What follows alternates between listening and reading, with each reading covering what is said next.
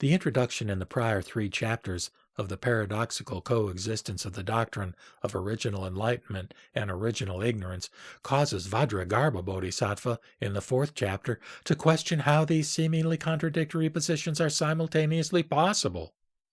Furthermore, he asks, if ignorance is once quelled, is it possible for it to re-arise?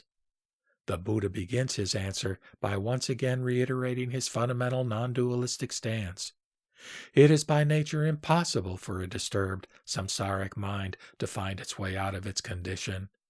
He provides some metaphors of disorientation caused by relative motion, such as the tendency for a person in a boat to perceive the shore as in motion, or the mistaken feeling of the motion of the moon when clouds are passing by.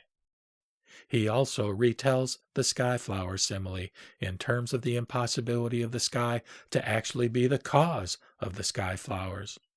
But the most important simile in this chapter is that of purifying gold ore.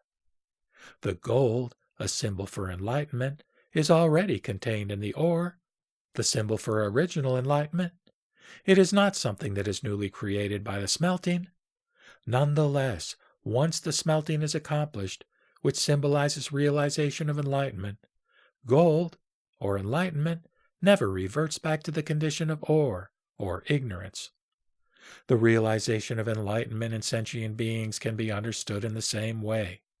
The Buddha concludes the chapter with another admonishment about the impossibility of meeting enlightenment through discursive or samsaric methods. As in each of the prior chapters, the Bodhisattva in the 5th chapter, Maitreya, formulates his first question based on the conclusions of the immediately prior discussion. And since the Buddha admonished Vajragarbha about the impossibility of escaping samsara while using samsaric views, Maitreya asks, how do we sever the root of samsara? He also makes a more direct request for the teaching of expedient or gradual methods, an indication that we are now well into the midst of the teaching for those of middling capacities. He furthermore queries regarding the types of distinctions that exist between the natures of sentient beings in terms of their capacity for enlightenment. The Buddha answers the first question by attributing the empowerment of samsara to the forces of attached love and desire, which mutually enhance each other. In order to overcome samsara, it is necessary to sever these two. The Buddha goes on to distinguish the capacities of sentient beings into 5 natures, which are a revision of the 5 natures theory of Yogacara. He distinguishes each of these 5 types of people in terms of their relative degree of freedom from the 2 hindrances, which are called in this text the phenomenal hindrance and the noetic hindrance, and which correspond to the hindrance of defilement and hindrance by the known of the Yogacara school.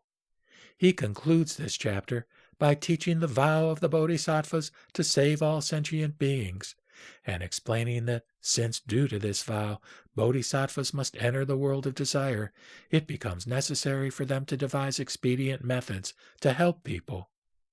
The people, on the other hand, need to seek out a teacher who is not himself enmeshed in desire.